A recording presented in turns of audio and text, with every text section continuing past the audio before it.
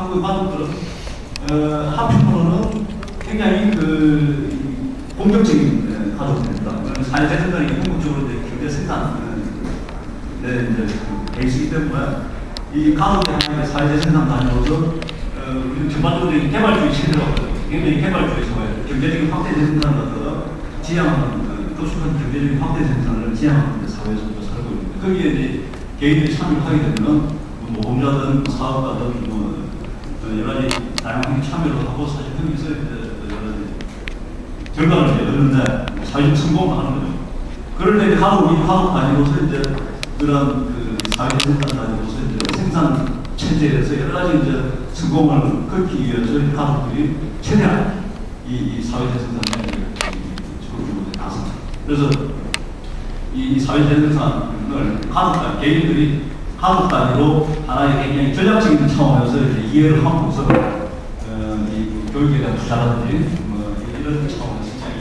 공격적으로 이 사회 생산이 임해왔고 바로 이러한 이유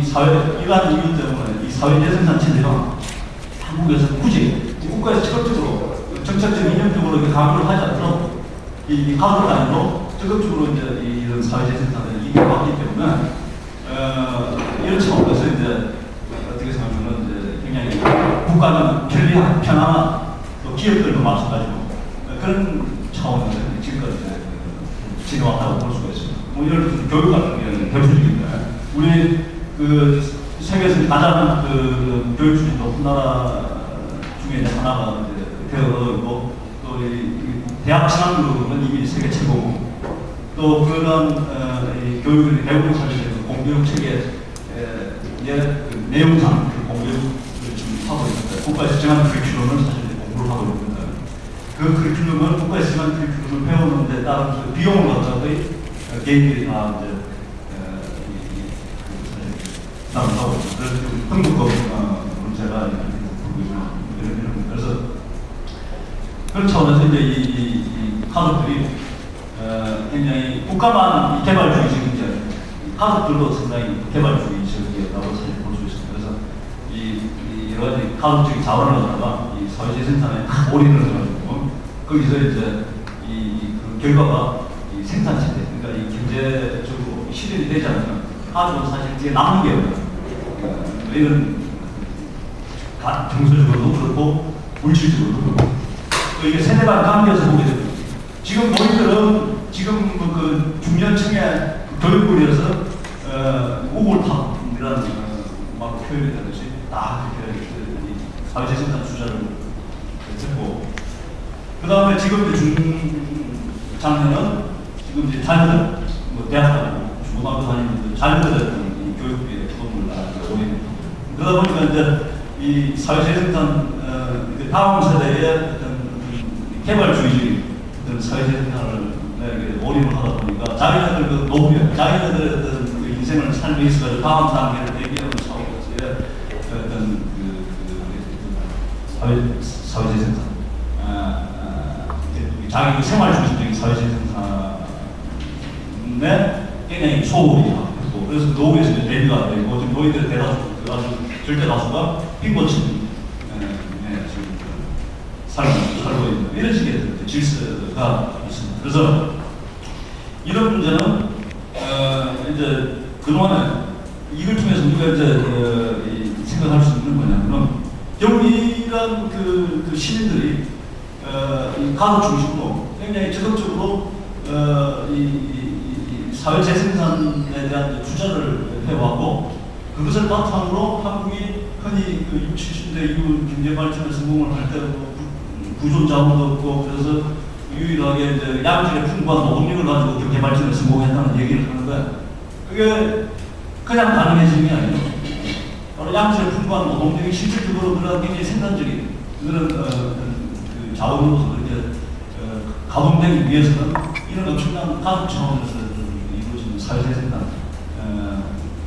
이런 게 다 전제가 되어 있습니다. 그래서 바로 그러한 이유 때문에 지금 한편으로는 이건 특히 노인 세대들을 중심으로 해가지고 자기들 생활에 대한 대비가 안 돼 있는 그래서 여러 가지 빈곤층들이 빈곤의 문제가 세대 간의 관계의 매개가 되어가지고 노인분이 지금 존재하고 또 다른 한편으로는 이렇게 해가지고 급속하게 경제가 성장한 것까지는 좋았는데 여기에 다른 한편으로 세계화, 아이들 경제 이런 것과 맞물리면서 이 경제 질서가 가장 짧은 시간에 가장 그 높은 단계의 산업구조 보고 이건 이제 자본주의 체제 질서 차원에서 이제 이윤 극대화와 맞물리는 거죠. 그래서 그 정도로 이제 이 경제가 알차는 것까지 좋았는데 문제는 이제 너무 이제 그 한쪽으로 그러니까 이 일부 이 아주 고급 기술 인력만 필요로 하는 방향으로의 지금 산업구조 변화가 전개가 되었기 때문에 이런 어떤 산업구조 전환이 너무나 급속도로 진행이 되었고 다른 한편으로 이 과정에서 그동안에 모든 가급적인 자원을 갖다가 이 교육이라든지 이런 사회재생산을 투자 그러니까 이 생산적인 생산 체제를 위한 사회재생산에 투자를 해온 한국인들이 그동안에 모든 자원을 다 투입해 놓고 그래서 회수를 할 수 없는 이런 상황입니다. 그래서 이런 차원에서 우리가 무슨 결론을 낼 수 있는가 하면은 우리가 이 경제 질서 자체를 그동안의 이 역사적인 이런 이 변화의 과정에서 그 시민들과 국가와 기업의 어떤 삼각관계 속에서 그 역사적인 공정성이라고 할까 이런 차원에서 이 경제 질서를 좀 바라봐야 되는 이런 어떤 당위성이 발생합니다. 그래서 이 복지국가라는 게 한편으로는 우리가 굳이 한국 같은 구체적인 뭐 맥락과 상관없이 복지국가가 여러 가지 체제적인 자본주의 그 체제적인 합리성, 당위성을 가지고 있지만 특히 한국에서는 그동안에 이 가족주의 사회재생산 체계 속에서 얼마나 많은 어떻게 생각하면 가족이 국가가 복지국가를 통해 가지고 개인들을 지원하는 게 아니고 가족이 가족 중심적인 이 사회재생산 체제를 통해 가지고 기업과 국가의 보조금을 지급해요. 뭐 이런 식으로 이제 몇십 년을 우리가 살아온 그 결과 가족들은 아무도 남은 게 없는 거죠. 그래서 이런 차원의 어떤 문제가 있기 때문에 바로 그런 게 이제 이 박정희 시대의 성성장 부분배라든지 이런 식의 이제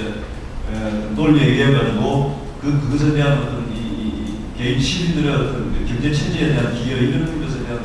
상당한 보상을 해주기는 분명히 이제 그런 걸 자꾸 미뤘고 박정희는 이제 뭐 죽었으니까 그때 그 성성장 부분배를 약속한 사람은 이제 사실 지금 존재하지 않고 그 이후에 들어서 이 신자유주의 이게 이 주의범들은 사실은 그 내가 그런 약속을 주고 그렇게 되는 거죠. 그래서 그런 차원에서 우리가 이 복지국가라는 것이 한편으로는 자본주의 사회 어느 자본주의 사회에서나 발생할 수밖에 없는 어떤 기본적인 문제를 하고 하는 문제도 있지만 기본적으로 우리가 굉장히 한국의 어떤 특수한 어떤 개발주의 체제에서 이런 이 사회재생산을 둘러싸고 그동안에 우리가 경험한 이런 어떤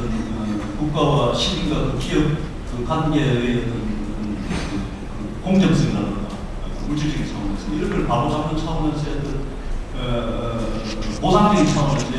그래서 다시 이제 지금은 국가가 국민소득 2만 불 시대고 또 인구가 지금 5천만에 가까운 그런 이제 나라니까 사실 엄청난 암만 세율이 많아도 엄청난 사실 지금 자원 우리의 전체 총액 우리의 그 세금의 총액은 사실 엄청난 겁니다. 그래서 이런 차원에서 이제 이 사회재생산에 관련되어 가지고 다시 이제 우리 그 시스템을 바로잡는 차원에서 이 사회재생산에 대해서 이 전면적인 어떤 그 사회를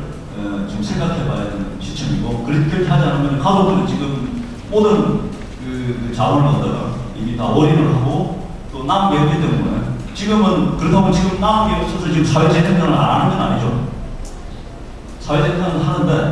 어떻게 하느냐 하면 전부 돈을 빌려서 하고 있어요. 그래서 한국이 그 국민소득 대비 지금 그 부채 그 부담이 세계에서 가장 높은 나라 중에 이제 하나가 돼 있고, 그래서 뭐 등록금이라든지 여러 가지 사회적 인간에 관련된 법률에서 주택 같은 거, 그러니까 이제 바로 그런 차원에서 지금 문제가 있기 때문에 모든 것들이 하나 이제 체제 차원에서 지역주의인 것이기 때문에 바로 그런 차원에서 이 복지국가라는 것이 단순히 재분배를 하고 하는 문제가 아니고 시민과 국가와 경제가 어떤 식으로 이제 상호관계를 가지게 되는 차원에서 새로운 체제 질서를 정립하는 차원에서 적극적으로 좀 생각을 해보셔야 된다는 말씀을 드리면서 말씀 마치겠습니다. 여기 뭐 발전을 하는 건 다른 여러 가지